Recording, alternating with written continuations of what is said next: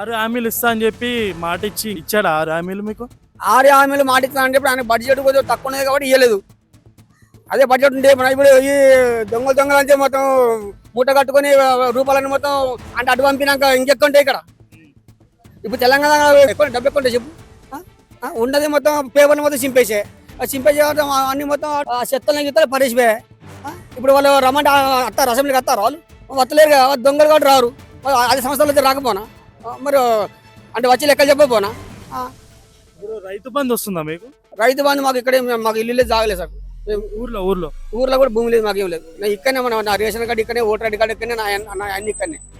అంటే ఇప్పుడు కేసీఆర్ ప్రభుత్వం ఉన్నప్పుడు హైదరాబాద్ మొత్తం చాలా డెవలప్ చేసింది కదా, తెలంగాణ కూడా డ్యామ్స్ కట్టిండు, ఇంకా హైటెక్ సిటీని కూడా చాలా డెవలప్ చేసిండు కదా. ఇప్పుడు ఎందుకు ఆ ప్రభుత్వం నచ్చట్లేదు? ఏం డెవలప్ చేయలేదు. టీడీపీ సిఐ మన నాయుడు చేసింది అది మొత్తం, అవన్నీ చేసింది.